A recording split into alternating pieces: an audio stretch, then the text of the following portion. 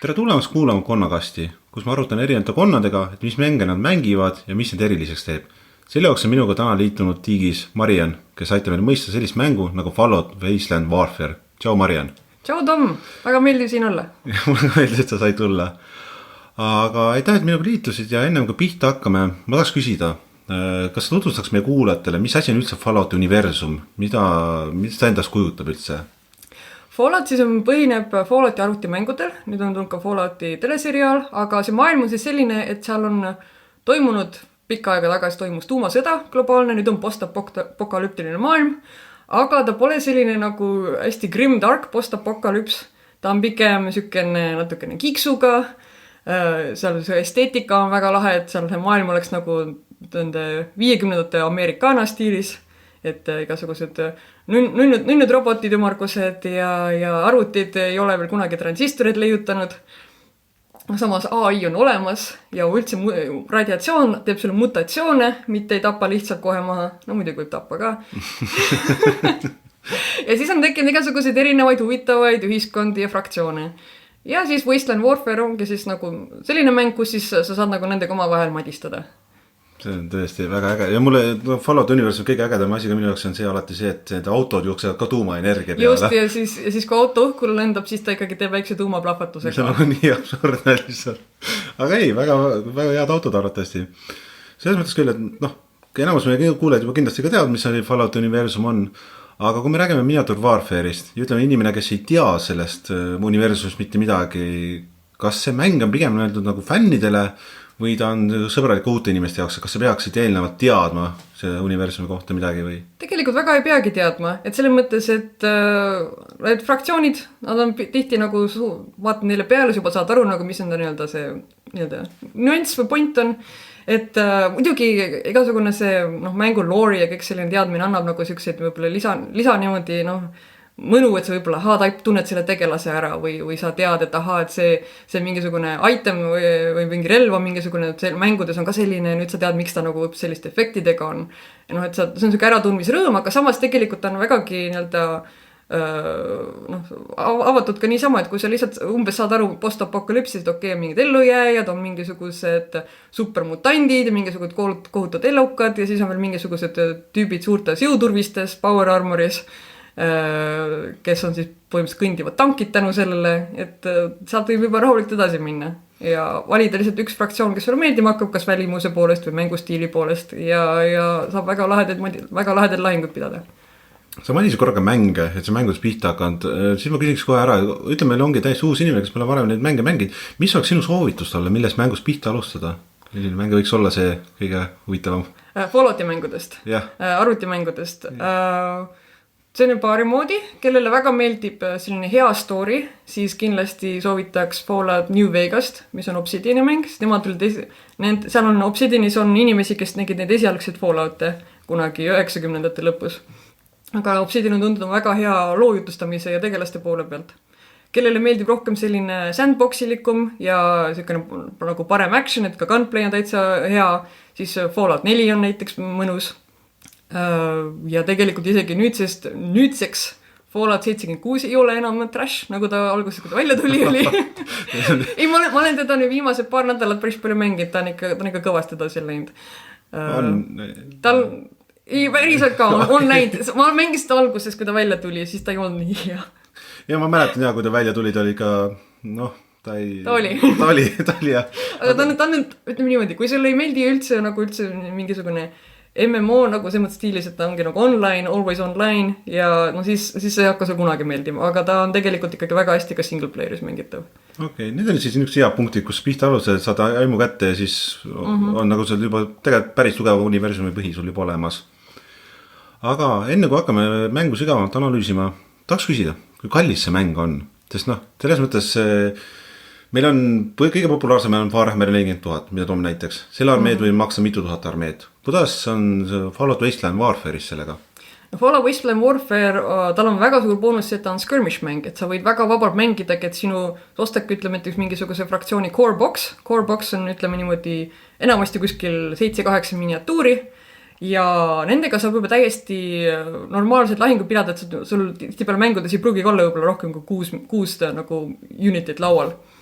et selles mõttes see core box maksab ka võib-olla kuskil niimoodi 50 eurot ja noh, kui sa tahad osta näiteks two-player starterit, kus on ka igasuguse neid täringuid ja tokeneid ja muid vidinaid, kaarte kaasas, siis see kipub olema kuskil mingi 70 eurot. Ta saab kahe fraktsiooni põhimõtteliselt nagu juba sellise alguse kätte. Ellujääjad ja supermutandid, pluss veel üks pirakas Deathclaw, mis on selline surmaküünis kiskja. Surmaküünis. Aga täiesti on seda võimalik mängidagi niimoodi, et ostad lihtsalt omale selle oma tegelaste karbi või kas või 3D printid midagi, sellest võime hiljem rääkida. Ja selleni me jõuame hiljem. Ja kui sa näiteks tunned kedagi, kellel juba on näiteks need kaardid või täringud, kui siis kaarte saab ka online'is täiesti tasuta ja reeglid on online'is tasuta olemas, et põhimõtteliselt on suhteliselt vähe, mida nagu peaks ostma, eriti kui sa nagu tahad alustada lihtsalt. Et need reeglid on ka täiesti tasuta saadaval. Reeglid on täiesti tasuta saadaval ja ka see mäng, nagu need üksuste info kõik on kaartide peal, et see ei ole nagu, et sa pead mingi raamatut ostma ja kui mingi uuendus tuleb, siis ostad kohe uue raamatu, nagu Warhammeris on, et aina ostad neid koodekseid ja siis nii palju oled ostnud, nii poole aasta pärast on need juba jälle nii-öelda aegunud. Vaid Wasteland Warfare'is ongi, et on kõik unitit ja itemid, asjad on kõik kaartide peal ja põhimõtteliselt kõik see, mis on nagu mängimiseks vajalik, on tasuta downloadidena Modifiuse mängu tegija kodulehel olemas. Et võimalik lihtsalt alla laadida PDF-idena, välja printida ja saadki kohe mängida oma üksustega. Kui ma mäletan nii, et sinul oli ka üks suur karbitäis kõik kaarte välja prinditud. Ei, mul pole kõik prinditud, mina olen, Modifius müüb ka neid kaarte nagu füüsilisena ja seal on siis on isakaarti, mida nad ei tee nagu downloadimiseks, sest kuidagi nad peavad ikkagi natuke raha ka teenima ja siis neil on sellised nagu iga mängust tulevad uued fraktsioonid ja nagu üksused, nagu karbid tulevad välja nagu lainetena, waves. Iga lainel on oma mingi temaatika ja siis iga lainega tuleb välja siis ka nagu nende kaardi laiendus, et kõik nende unitite kaardid, nende unitite AI kaardid, mida ei saa alla laadida. Ja siis ka selline asi nagu Wasteland Tech, kus siis on igasugused mingid eventid või sündmusi, mis toimuvad lahingu kestel ja neid siis ei saa alla laadida, aga need siis tulevad iga selle lainega. Varem olid nagu kaardikarbid ja nüüd on nagu sellised raamatud, kus on ka nagu stsenaariume ja muud infot juures, värvimiskaide ja selliseid ja siis sealt tulevad need kaardid nagu kaasa kõik. Super, see on väga põnev. Sa mainisid ka korra täringuid, aga seletame korra kuuletadele ära, et need ei kasuta päris T6 täringud, nagu me oleme arvanud enamus mängudes. Ei ole. Tal on erilised täringud, neid täringuid saab ka eraldi osta, aga täringud on värvilised. Põhimõtteliselt on üks 20-küljeline täring ja see on siis põhimõtteliselt, mida sa alati veereta, kui sa tahad teada, kas sul mingi asi õnnestub, kas sa suudad pihta lüüa, kas suudad tulistada, kas sa suudad mingisuguse arvuti lahti häkkida. Ja see on lihtsalt, et seal pole mitte numbrid, seal on ka mõned ikoonid peal, et kas sa saad näiteks automaatne õnnestumine, automaatne läbikukkumine või saad sa mingisuguse lisa action pointi, et veel midagi juurde teha. Aga siis siin on olemas turvisetäring, punane, millega kui sa saad pihta ja kui tegelasel on mingisugust turvist peal, siis sa veeretad, et kas see turvis võtab ka kinni, kui palju ta võtab kinni. Ja siis lõpuks on olemas efektitäringud, mida on 4 tükki. Kõik on eri värvi, kollane, roheline, sinine ja must. Ja need on siis, mida sa enamasti veeretad, kui sa näiteks relvadega midagi teed, sest igal relval tal on mingisugune baas damage, näiteks mingisugune laserpüst, näiteks võib-olla 2 energia nagu viga, kui pihta saab, aga sa võid sinna juurde veeretada mingid täringuid, igal relva kaardil näitab, mis täringut juurde veeretad, mis siis võib mingisugust lisaefekt, et kas ta võtab vastaselt turvist maha, kui ta on võib-olla relv, mis nagu on selline hästi armor penetrating. Ta võib-olla hoopis teeb täpsemaks, kui sa näiteks lased mingisuguse jahipüssiga, et võib-olla ta ongi selline, et lisad 2 rohelist täpsustäringut, võtab su veeretust nagu vajalikku veeretust väiksemaks.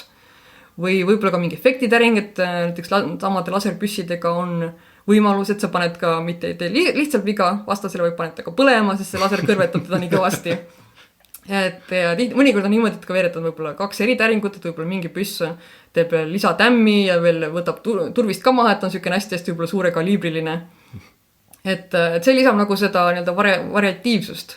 See teeb ka nagu need relvad kõik nagu erinevaks, et kuna põhitämm on ikkagi enamasti 1 või 2, aga siis need täringud ja see, kui kaugele lasevad, on enamasti see, mis nagu neid eristab üksteisest. See oli vist see pulga, kasutades pulgasüsteemi, et ei pea joonlauda. Jah, ei olegi, see mängus ei ole joonlauda, vaid on sellised värvilised mõõtepulgad. Need on alates 2 tollist, mis on oranži värvi, kuni siis vist oli 12 tolli, mis on musta värvi. Need tulevad muidu starterkarbiga kaasa, aga need on väga lihtne ka kas 3D printida või papist kas või välja lõigata. ja nendega mõõdetakse kõiki vahemaid, et kui sa näiteks tahad üksust liigutada, vaatad, et tema ütleme, liikumine on kollane vahemaa, sa panedki selle mini sulle laua peal, paned selle pulga tema nagu vastu seda baasi ja siis tõstad selle mini lihtsalt pulga teise otsa ja ongi kõik. Et hästi lihtne, ei pea midagi hakkama joonlaudadega mässama ja samamoodi ka tulistamine näiteks, et sa vaatadki, et laseb näiteks võib-olla püstu, laseb võib-olla sinise kaugusele ja vaatadki, et okei, kas selle sinise raadiuses on sul see vastane ja kui ta on, sa lased talle pihta. Pikematel püssidel, ütleme mingisugused rifleid ja sellised, nendel on võib-olla 2 pulka, et on nagu lähimaa tulistamine ja kaugmaa tulistamine, neil võib siis eri täringud olla eri kaugustel, et võib-olla kaugelt laseb see snaipripüss täpselt, aga lähedalt sul on raske nii pika toruga hästi sihtida lähedal, siis hoopis võib-olla teeb võib-olla lihtsalt turvisest läheb paremini läbi, siis lased nii lähedalt, põmm paneb lataka ära. ja need samamoodi need ka kui mingisugune viskad võib-olla molotovi kellegi pihta, siis see sama ütleb, et võib-olla kollase raadiuses pane põlema.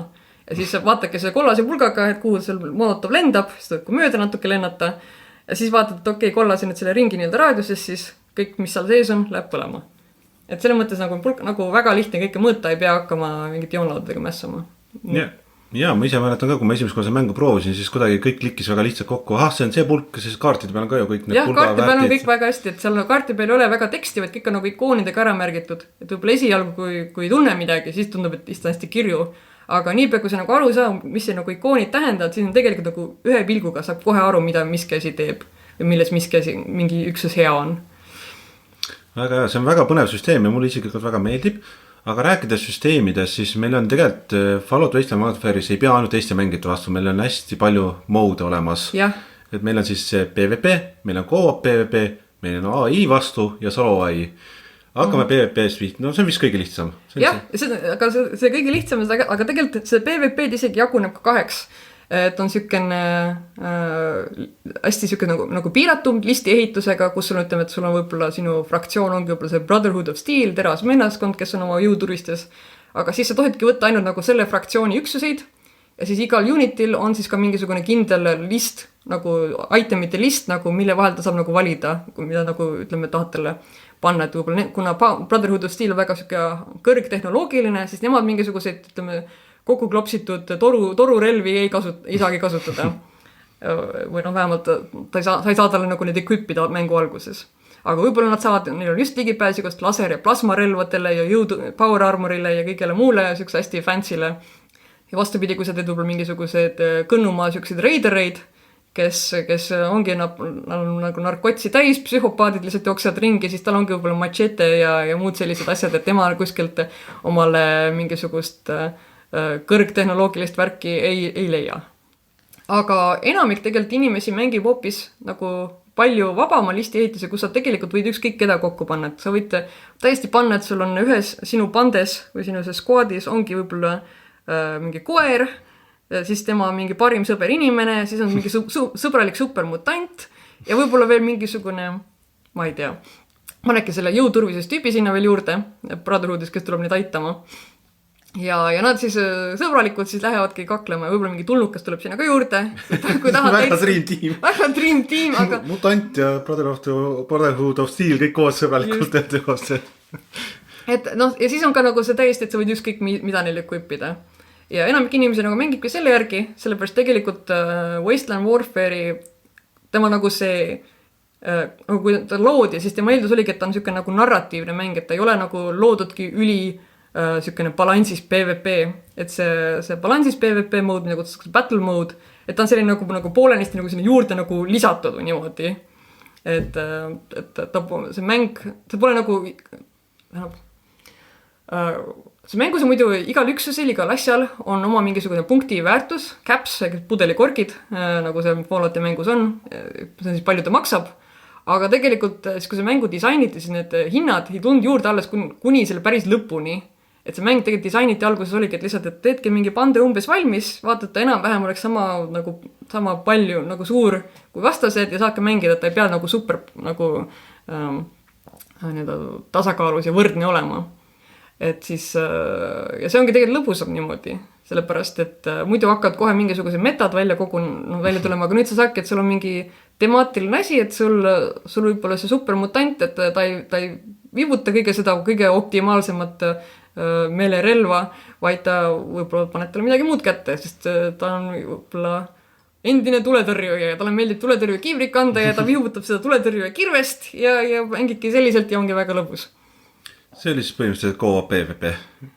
See oli nüüd see üleüldse nagu PvP, aga saab mängida ka co-opis ja saab mängida ka AI vastu, ehk tehisintellekti vastu, et igal üksuselt on ka olemas ka tema AI kaart, mis on selline nagu maatriks rudustik, kus iga kord, kui siis AI vastane peaks nagu midagi tegema, sa veeretad lihtsalt täringut ja vaata, mis tulemus tuleb.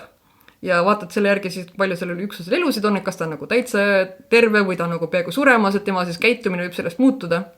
Ja siis vaatad, et kas ta nüüd läheb võib-olla, üritab võidelda või üritab hoopis objektiivi poole liikuda või üritab hoopis kuidagi taganeda mingi sõbraliku poole. Ja kui ta ka ründab, et keda ta nagu valiks oma rünnakul, kui tal on näiteks 2 tükki nagu tulistamisraadiuses ja kumba siis ta tegelikult nagu eelistaks rünnata.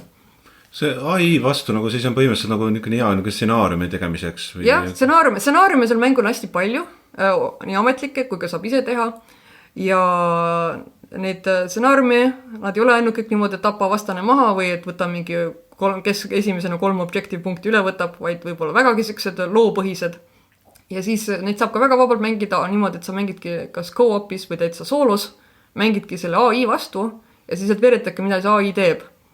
Ja siis muidugi sa ei pea täpselt alati valima, mida see AI vastus tuleb, kui sul ikka tundub loogiline, et siit ta nüüd teeks seda asja, siis sa võid ka täitsa vabalt võtta, et ta teeb pigem seda asja, kui et see, mis ma veeretasin täringul, mis on ebasobilik.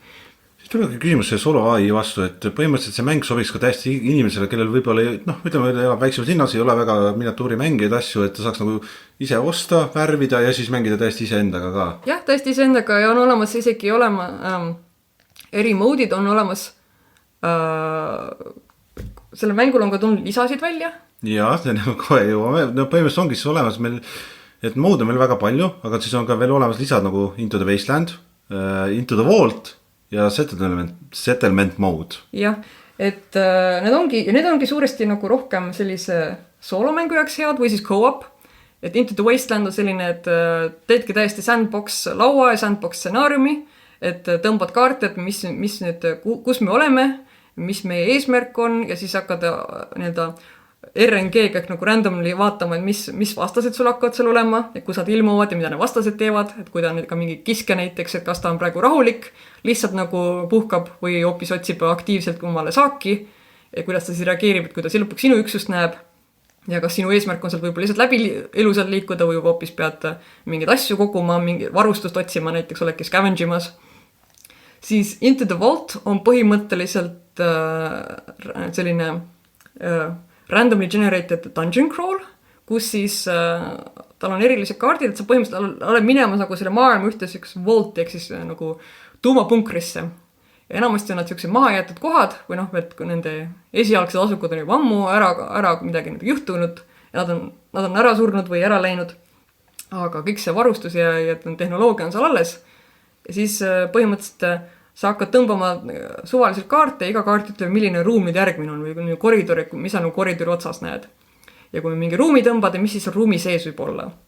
Et see on nagu natuke võib-olla diablolik, et oledki võib-olla ja siis sobib ka väga väikeste üksuste arvuga, et võib-olla ongi 3 üksust näiteks ainult ja nende kolmikuga siis lähedki sinna, hakkad seda vaulti läbima ja siis vaatad, mis õnnestub, kas neil õnnestub eluga pääseda või õnnestub neil mingisugune hästi eriline tehnoloogia leida. Ja siis lõpuks siis settlement mode, see on siis niimoodi, et see oli ka nagu põhimängus juba olemas, aga siis tuli üks lisanimega Homestead, mis nagu flesh out seda rohkem ja lisas ka survival mode'i võimaluse, kus siis ta on nagu selline kampaania põhimõtteliselt arendad, et sul on oma sellel üksustel on oma kodubaas olemas ja siis esialgu on see hästi väikene, hästi algeline, aga nii kui ta siis nagu neid lahinguid ja stsenaariumi läbid, siis kogud nagu rohkem varustust, kogud rohkem raha, ehitad seda aina võimsamaks, vahepeal tulevad su random eventid, et võib-olla mingisugused vastased tulevad kallale või toimus mingisugune maalihe ja sul mingi osad võib-olla ehitise natuke saite viga või nüüd on sul kiiresti vaja midagi seal ära parandada või ujut lisada, et sa tead, et sul peale järgmist lahingut tulevad sul keegi ründama, et said eelhoiatuse.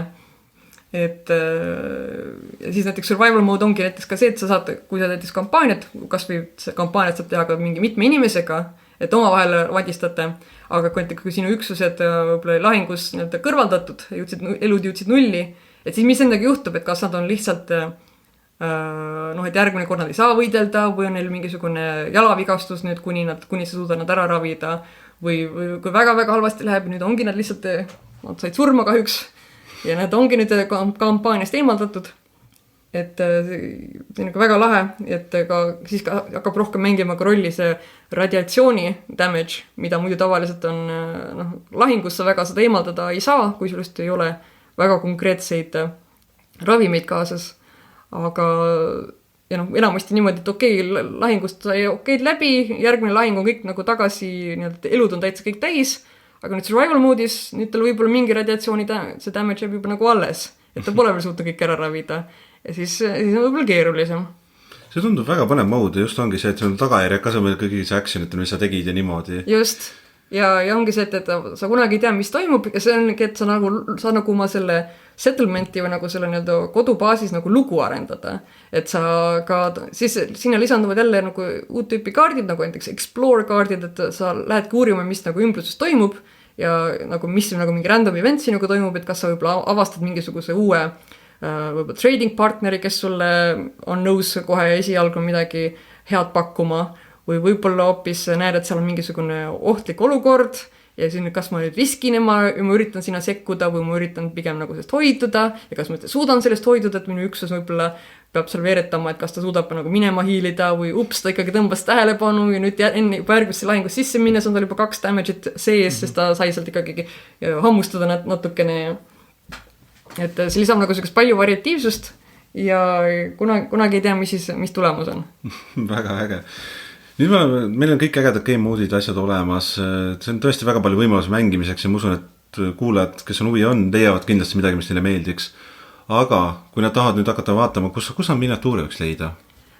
Meil Eestis müüb Mabrik. Neil on Modiphiuse minisid, ehk siis neid Fallout Wasteland Warfare'i minisid. Koha peal on neid suht vähem, aga neid saab alati tellida.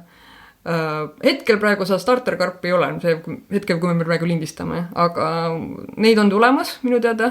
Modiphius on just uusi välja laskmas. See mängu väljas olnud juba 6 aastat praktiliselt ja tal on väga palju laineid, on praegu 10 laine käimas. Igal lainel on oma mingisugune, nagu ma ütlesin, mingi oma spetsiifiline nagu theme, mis võib keskendub mingile fraktsioonile või mingisugusele konkreetse nagu arvutimängu piirkonnale. Nii et mis iganes mäng kellelegi meeldib, selle jaoks enamasti minid on ikkagi olemas, et kellele meeldib New Vegas, siis on New Vegase laine, kellel meeldis Fallout 3, see on Fallout 3 Capital Wasteland, kus olid Fallout 3 mõned tegelased saab omale või näiteks Riley's Rangers, kes oli seal fraktsioonina.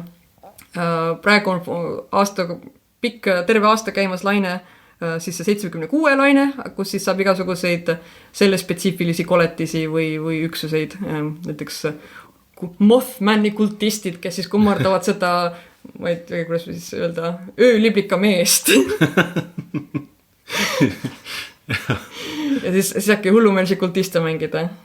Ja no ma tean, et praegu see, lindis ajal just hiljuti lõppes see Fallouti seriaal ära, see hästi palju uuendas kõik selle universum uuesti üles, tekitas hästi palju huvi ja ma tean, et nende miniatuurid on ka nüüd olemas. Ja nende miniatuur esialg nende kõikil kangelaste, ehk siis Lucy, Maximus ja The Ghoul, pluss siis see koer, et on selline karp nendega ja ma imestaks, kui nüüd, et ka kui näiteks seriaale tuleb ka teine hooaeg, et kui siis tuleb ka rohkem karpe, et võib-olla veel mingite tegelaste või isegi, kes teab, kuhu see seriaal edasi läheb, keda me seal edasi kohtame, kes võiks veel tulla. Aga just neil on nagu reeglid olemas juba nendele kangelastele, et kes ostab selle karbi, seal on kohe ka reeglid, saab juba nende kohe mängima hakata.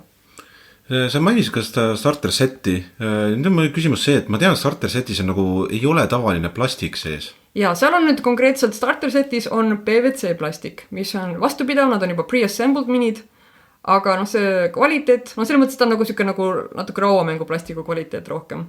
Samas ma ütleks, ta ei ole nagu väga halb, et ma olen need kõik ise ära värvinud, ma ütleks, on täiesti nagu okeid, selline keskpärane plastik ütleme nii, mitte halb. Aga Wasteland Warfare'i Modifuse muud minid, mis saab osta.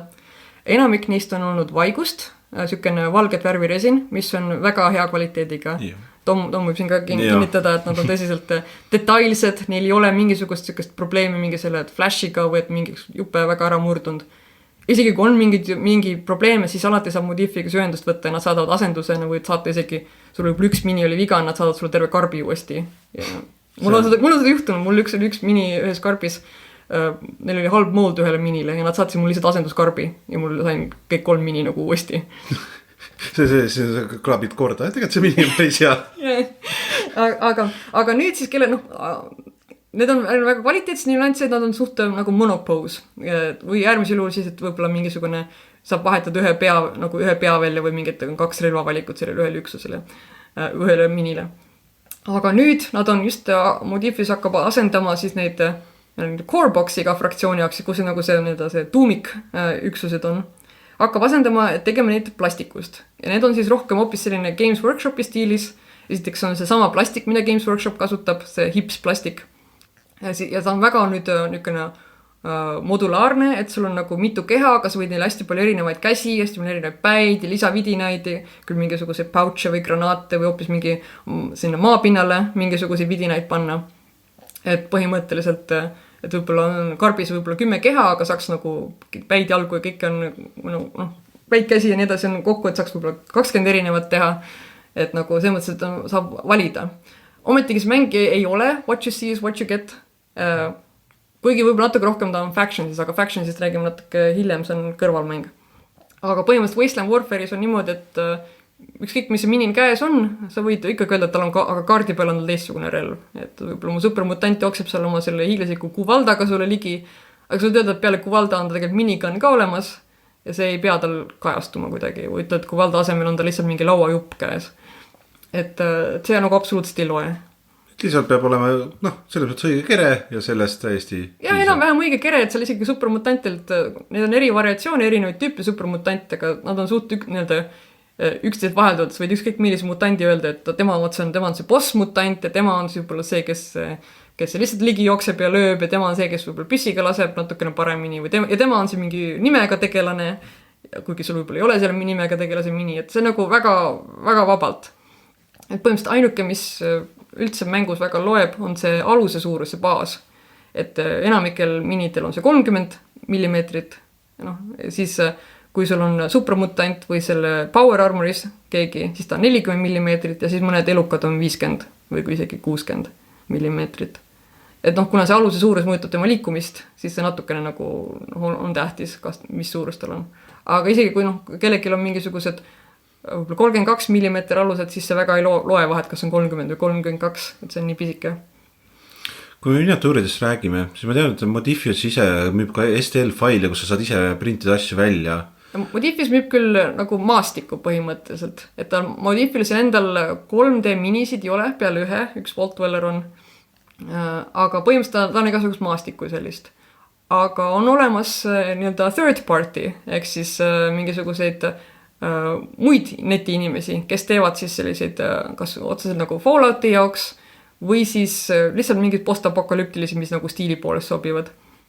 Ja on üks näiteks selline Patreon, ka My Minifactories on ta nimega Vermilion, kes teeb väga lahedaid just nimelt täpselt nagu nii-öelda Fallout, aga nagu see serial numbers on nagu maa viilitud, ta on nagu täpselt, et legaalselt võib öelda, et see on nagu midagi muud peale Fallout, aga sa vaatad peale, et tunned kohe ära, et okei, see on see tegelane sellest mängust. Ta on lihtsalt sipa teistsugune. Aga Vermilion on selles mõttes lahe, et kui muidu Modifius on teinud minisid rohkem nagu see Fallout 4 stiilis, natuke ka New Vegas, natuke ka nagu Fallout 3 ja nüüd 76, siis Vermilion on just teinud nagu selliseid nii-öelda nišilikumaid fraktsioone ka, et kui kellelegi väga meeldis Fallout 2, see vana mäng, siis Vermilion on täitsa teinud minisid kõigi selle nagu selle nende companionite kohta või selle stiilis üldse näiteks mingisugune combat armorit või näiteks ka Fallout Tactics stiilis power armoris Brotherhood of Steel'i või ka mingisuguseid New Vegasi mingisuguseid nišilikumaid fraktsioone, Great Khanse või mingisuguseid elukaid, kellest nagu Modifis ei ole ametlikku mini teinud. Aga täiesti saaks nagu vabalt proksida lihtsalt mängus, et kui sulle meeldib see mini ja sa ütled, et okei, ma kasutan teda ja ma ütlen, et ta lihtsalt, et ma kasutan tema puhul võib-olla selle Raideri kaarti, siis nagu pole mitte mingi probleemi, et see pole see ametlik mini või sa ei näe täpselt välja nagu see õige Raider nüüd jutumärkides. Et kinnitan üle, et what you see is what you get'i meil ei ole ja Eesti kogukonnas, kui baas on enam-vähem õige, siis on piisav juba. Kui ma enam-vähem saan aru, et ikkagi, et see on sul tulnukas ja see on sul mingisugune mutant koer ja sa paned sinna mingisuguse koeralaadse eluka ja see on sul, ma ei tea, mina lubaks isegi, et sul on power armor, aga sina paned lauale oma selle 40K Space Marine'i ja ütled, et see on mul see power armor'is tüüp, no okei, las ta ei olla see Brotherhood of Steel või keegi on omale mingi hot rod stiilis ära värvinud selle oma power armor'i ja las tal siis olla. Senikaua, kui ta nagu power armor'i kaart on tal olemas, et ta nagu reeglitega käitub, nagu tal on power armor, siis on minu arust täitsa okei. Siis on täitsa, see on tore kuulda, see on alati, et kui ei ole üks ranged reeglid peale, või see lugu, mis me räägime, on nagu tähtsam. Just, et ta ongi väga selline narratiivne mäng, et ka see, et just nimelt, et ta ei ole kõik nii ülibalansis, et sa võidki teha igasugused hullumeelisi kombinatsioone, peaasi, et sa nagu võib-olla see mingisuguse visiooniga sobib, võid teha mingi oops all dogs squadi, et seal ongi koerad, võib-olla üks inimene, kes siis nende koertega koos jookseb, kes vahepeal suudab, ma ei tea, häkkida neid või koertele süüa anda või mingi lukke muukida ja samal ajal koerad siis näiteks põhivõitluse ära teevad. Täitsa okei, et mitte miski nagu ei keela sind selles. See on tore kuulda, kui sellised piiranguid on hästi vähe peal. Ütleme, okei, meil on miniatuurid olemas, meil on tahe, et tahaks mängida, aga igas mängus peab mingi listi ehitama. Kui raske on nagu Fallout Wasteland Warfare'is selle esimese meeskonna tegemine on? Listi ehitamiseks õnneks on olemas vahendid, neid ei pea ainult see PDF-ides sobrama edasi-tagasi, vaid on põhimõtteliselt neti kaudu on 2 head võimalust. Üks võimalus on selline online squad builder, kus põhimõtteliselt on nagu sellised valid üksuse ja siis on ikka drop-down listid, et mis üksused nagu mingi relvi talle paned või mingit toitu süüa, et oma elusid ravida ja nii edasi. Ja ta kohe arvutab sulle välja, palju need punktid kokku on ja näitab sulle isegi kaardid ära, et sa saad seal pärast, kui sa võid ka kas või seivida selle välja printida ja ongi sul kõik need kaardid konkreetselt selle ühe lahingu jaoks olemas. Teine võimalus on olemas selline poolametlik äpp, ta on selles mõttes poolametlik, et Modifis on selle heaks kiidu andnud, mis põhimõtteliselt, kus sa saad, kui sa ei taha neid kaarte võib osta, aga sa tahaksid, sul oleks ikka kõik need muud kaardid ka olemas, mitte ainult need asuta kätte saadavad, siis seal saab maksta sellisest pisikest kuutasu, sellist mingi 3 eurot või niimoodi. Ja siis on sul kõik need kaardid põhimõtteliselt selle subscriptioni ajal lahti ja saad omal seal squad ehitada ja sa saab ka siis väga hästi, kui näiteks lahingu käigus on tihti, et sa mingid lootid mingeid asju ja siis kui sa lootid, siis sa saad ka panna, et genereeri mulle üks nagu suvaline asi, mis ma nüüd siit praegu prahijuunikust välja tõmbasin ja siis saan, et okei, et siit ma tõmbasin välja mingisugust narkotsi ja siis ma tõmbasin hoopis mingisuguse pistoli välja ja siin oli hoopis mingisugune kaisukaru. No, tõeline Fallouti kogemus ikkagi. Väga Fallouti kogemus, et see lootimine on väga, väga mõnus mängu jooksel, et see lootis sa saad, kui sa mingi rellu võid seda kohe hakata kasutama, kui see on lihtsalt mingisugune junk asi, siis sa võib-olla, kui sa teed seda settlement mode'i, siis sa pärast saad selle maha müüa, saad oma seda asulat paremaks tuunida ja nii edasi. Ostad selle eest omal generaatori ja vahetad selle kaisukaru eest. Kaisukaru vaata, et ei, ma näidan, et kaisukarud on väga olulised elus, et neid peab kõigil olema. Okei, meil on nüüd miniatuurid, game mode, asjad lihtsalt on olemas, me peame endale vastaseks leidnud. Palju peaks arvestama ühe mängu jaoks keskmised, et kaua üks mäng võib aega võtta? See nüüd oleneb osaliselt sellest, kui suure mängu teeme nagu punkti summas. Et üldiselt selle mängul ei ole nagu konkreetselt nii öelda, et nii palju punkte või nii palju punkte, aga fännid on suht kokku leppinud, et 500 punkti on üpris väike mäng, 750 on see kõik juba päris keskmine ja siis 1000 on suur. Üle 1000 ei soovita minna, sest selle muutub väga aeglaseks. Et lihtsalt liiga palju neid activationi. Kuna see mäng on niimoodi, et mina teen ühe tegelasega, siis sina ja seal mina ja sina ja niimoodi vaheldumisi ja siis round läbi ja siis uuesti. Aga kui näiteks teha selline 500 mäng, selline mõnus, mina olen 500-600 on selline hästi hea, ei veni liiga pikaks, aga samas saab juba päris lahedaid üksuseid teha. Ja kui nüüd mõned mängijad teavad, kuidas seda mängida, siis selle rahulikult teeb mingi 1,5–2 tunniga ära. Et selle mängu võib-olla üks asi, mis nagu mulle mängu juures nii väga ei meeldi, kui üks mingi miinus või mingi väike tervatilg, siis see on see setup selle mängu jaoks. Ja kui sa nagu tahad seda lahingut teha, ja kui sul näiteks ka ei ole seda, sul on võib-olla need füüsiliselt need kaardid olemas, aga siis ja sa on võib-olla kuidagi ära organiseerinud, aga siis nende kaartide väljavalimine lihtsalt, et nüüd ma võtan, et selle tüüpil oli nagu see turvis, ma võtsin selle kaardi välja, panen talle juurde ja nüüd ma tahan ka teha selle mingi looted decki ja nüüd ma hakkan mingeid asju välja valima, et kui sa lihtsalt nagu suvaliselt võtad, on üks asi. Aga kui sa tahad nagu mingisuguse, ütleme, themed decki valmis teha, et okei, me võitlemegi võib-olla mingisuguses vana sõja, selle maailma lõpu eelses mingisuguses militaar, ma ei tea, mingi kohas või mingi tugipunktis, et otsin välja asju, mis nagu sobiksid, nagu, et võiks siin olla niimoodi või esineda. Et siis see võib nagu aega võtta päris, ikka natuke aega. Et see on võib-olla siis üks natuke tüütu osa. Et siin see aitab rohkem välja, kui siis on näiteks see tasuline äpp, siis sa saad võib-olla seal panna, et genereerigi mulle nagu palun neid asju. Aga see on ka ülesjadmine tihtipeale igas mängus on nagu üks osa sellest, kui võib võtta veerand osa sellest mängu ajast võib ülesjadmine ära võtta. Jah, ja selles mõttes, kuna minisid on nii vähe, siis vähemalt teil ei ole, et on väga nagu nende portatiivne mäng, et saad kuhugi mängima minna, siis võtad ka oma 6 tegelast kaasa, et ei pea nagu Warhammeris, et sa võtad kogu oma see 2000 punktise armee mingisse suurde kasti, kõik on ära magnetiseerinud ja siis mäng algab ja esimese raksuga sul pool tõstab kohe tagasi kasti, sest on ta surnud saanud. See hull ei ole, aga saad mõttest ära. Mõned on tabled kohe esimene turn võib küll juhtuda. Jah, lihtsalt peame rohkem harjutama mängima, lihtsalt kui sa ei oska mängida, sa teed halba valikut kohe mängu alguses, siis seda juhtub. Siis ei ole kellegi hea meel, aga seda juhtub. Kui me räägime Warhammeris on see, et et on minu käik, ma teen kõik oma asjad ära, siis on sinu käik. Sa vist mainisid, et see mäng kasutab I go, you go süsteemi. Jah, see on I go, you go, et igal tegelasel on 2 aktivatsiooni, mis ta saab teha, 2 actionit. Sa valida, kas ta liigub või ta tulistab või ta teeb midagi, kas häkib või muugib lukku või midagi muud. Ja siis ongi, et teeb oma 2 actionit ära, võib-olla ta on saanud kuskil ka action point, et ta saab nagu ühe boonus asja veel otsa teha. Ja siis on vastase kord, tema teeb midagi. Ja siis jälle mina teen oma üksusega midagi niimoodi vaheldumisi. Seal on ka teatud juhtul, sa võid saada ka mingisuguse valmistuda vastase käiguks, et paned üksusele peale, et ta nagu võib millegile reageerida, et oma käigust nagu väljaspool midagi näiteks kiiresti lask teha või ära joosta, kui ta märkab, et vastane ligineb talle. Aga jah, ta on niimoodi, et vaheldumisi, et see ei ole kunagi, et sa nüüd pool tundi ootad, kuni vastane siis lõpuks otsustab, mida liigutab oma asju ja veeretab 50 täringut ja nendasi. Me oleme siin nagu väga kuidagi suurestame ühte mängu siin praegu. Aga me oleme nüüd selle mängu ära pidanud, me oleme maha pidanud mängu, mis tunded võiks meid oodata, mis on selle mängu X-faktor, mis teeb teda erilisemaks versus teiste miniatuuride mängudega? Mulle meeldib just nimelt see loo jutustamine, et mis igas sündmuseid võib juhtuda, seepärast, et tal on esiteks igas raundis on mingisugune event tõmbad välja, et võib-olla nüüd tuli just mingisugune torm äkki jõudis kohale ja sellepärast võib-olla nüüd mälgunooled võivad kedagi tabada või hoopis, et kõik on nii libedaks sellest paduvihmast muutunud, et võib-olla meelerünnakutel on risk nagu üldse, kas sa saad pihta või mitte.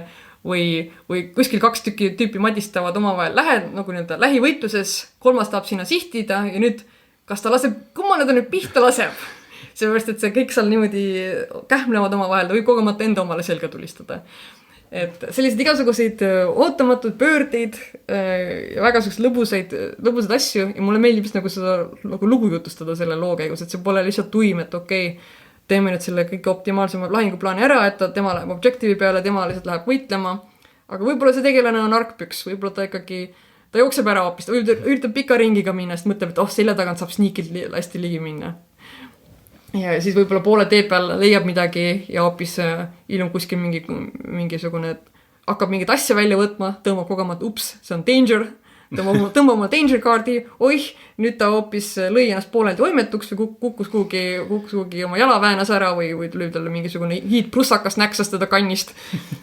Et pagan teab, mis temaga võib juhtuda ja sellest areneb selline lugu välja, et kui siis see lahingu lõpuks maha peetud, siis ei on lihtsalt, siis oli nagu midagi toimus, mingisugune story oli seal sees. Ja see ongi võib-olla, et kui teha näiteks mingi kampaaniat või mingit seotud stsenaariume, sest see mängul on ka ametlikke stsenaarium, et võib-olla ongi 3 või 5 stsenaariumi nagu järjest, nagu areneva looga. Ja siis võib-olla, et okei, et meil ei õnnestunud väga hästi see lahing, aga järgmine kord võib-olla nüüd saan mingi teistsuguse boonuse võtan omal juurde.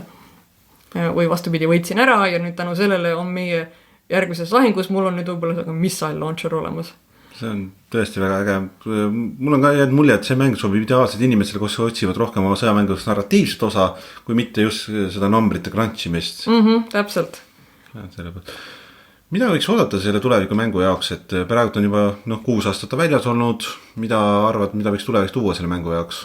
See mäng, ta läheb väga hästi, et selle mõttes, et ei tundu, et ta nagu kuidagi hoog hakkaks raugema, et kui ta juba 10 lainet on väljas, aga samas neid lained on veel tulemas, et on mingisugused vihjed juba, et järgmine aasta 11. laine võiks olla näiteks Fallout 4 Far Harbori DLC põhjal, kus siis näiteks on neid aatomilapsi, kes kummardavad radiatsiooni või mingisuguseid sünteete rohkem või mingisuguseid mereelukaid, kes seal saare peal elutsesid, võiks juurde tulla.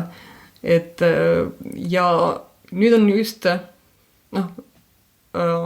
see mäng on tegelikult väga hea ka see, et tal ei ole selliseid suuri reeglimuudatusi iga paari aasta tagant. Ja tal nagu Warhammeris või mõnes muus mängus, et tuleb jälle uus edition ja on nüüd aastal on uued reeglid ja kõik.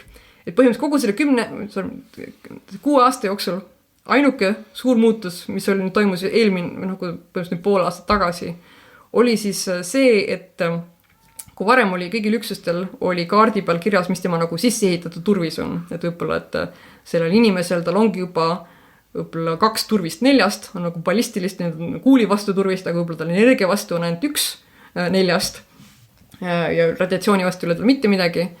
Siis kuna see muutis nagu need turvise kaardid sellised nagu üpriski tihti nagu mõttetuks, et mis sa ikka paned talle mingit kallist turvist, kui tal juba on see sisse ehitatud, siis nüüd tehti muudatus, et võeti nagu kõigil humanoididel, võitis nagu see turvis ära. Ja põhimõtteliselt elukatel, robotitel, kõigil muul jäi see nagu alles, mis see nagu loomulik turvis on, aga siis inimesed ja supermutandid näiteks peavad siis midagi juurde selga panema.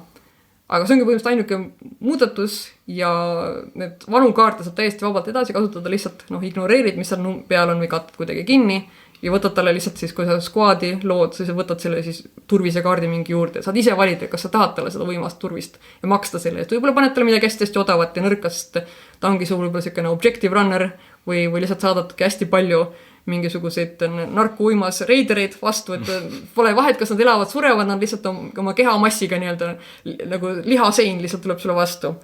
Ja ilmselt üks neist kunagi ellu ka jääb ja siis tema saab selle mingi ülesande ära täidetud. Ja igaks mainin ka, et kui me räägime siin nagu asjade andmisele, selle nagu tegelasele niimoodi, siis tegelikult on seal need asjad on täiesti tavalised mütsid, kurikad, sellised asjad.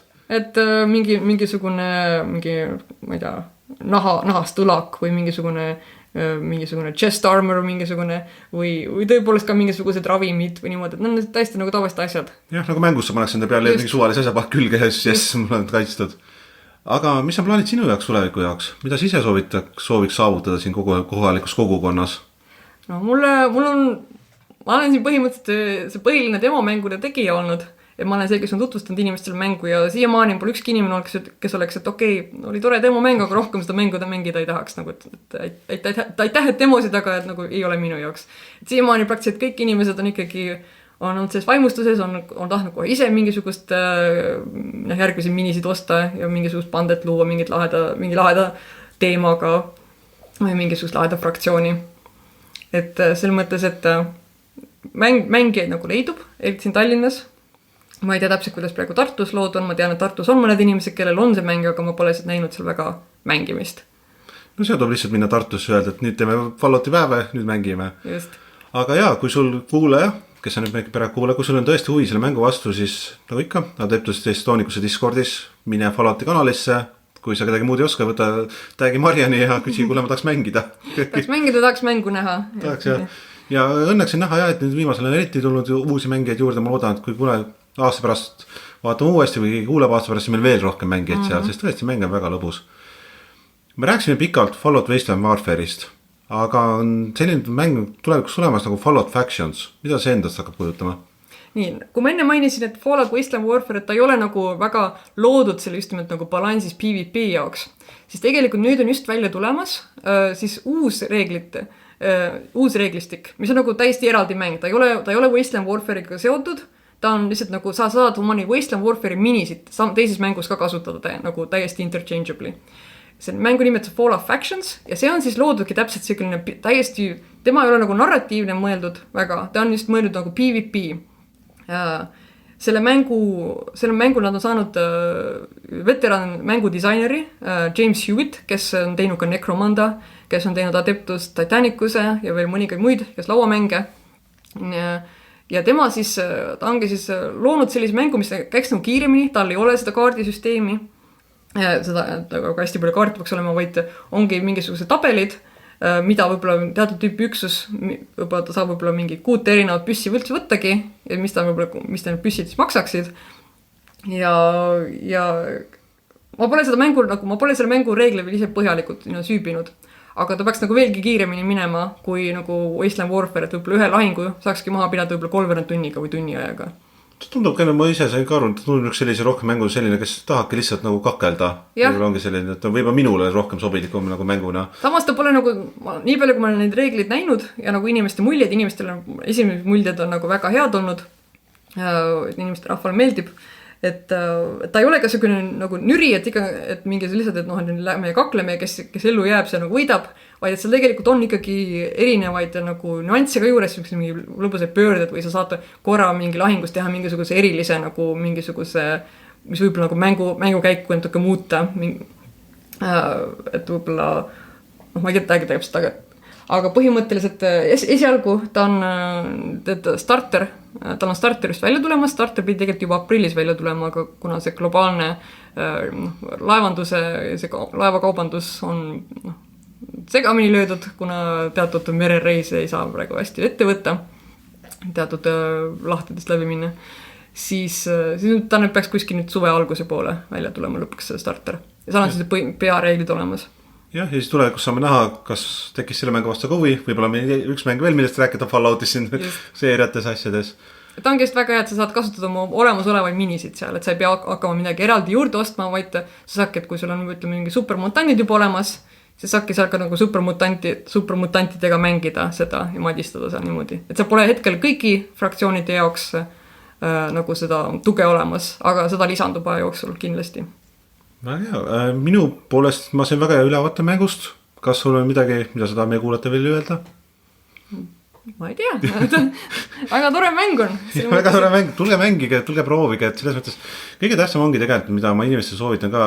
Ise kui te tundub mängi pakkuda üldse huvi või tundub nagu, et see ei ole mäng teie jaoks. Proovi ka ükskord vähemalt ära. Jah, ma olen see nõus. Seda ühe, mida lisasin, ma pole rääkinud, kui suur see laud on, mille peal saab mängida.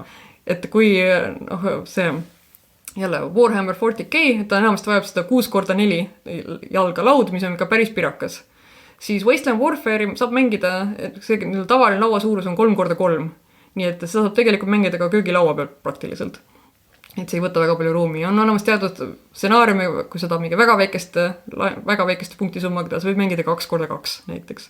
Ja Factions samamoodi, Factionsi laua suurus on natuke ebatavaline, ta on 3x2, ta on selline piklik, mis siis ongi nagu 60x90 centimeetrit, mis ei ole väga suur. Et saab kenasti kuhugi seal mahutada, saab seal lahingu ära pidada, ei pea võtma tervet hiiglaslikku lauda. See on ideaalne, kutsu sõber külla, pange köögilaua peale valmis, tehke paar säkid ja üks tore mäng. Täpselt. Ja ei võta väga pikka aega ka. Jah, ongi ka lauamängu alternatiiv, kui seda lauamängu tahad miniatuurimängu sõbrale tutvustada, miks siit Fallout Wasteland võtta. Aga aitäh, Mariann, et liitus minuga. Aitäh, Tom, et sa mind kutsusid. Ja aitäh kuulajatele ja nüüd on Kon Künka otsas.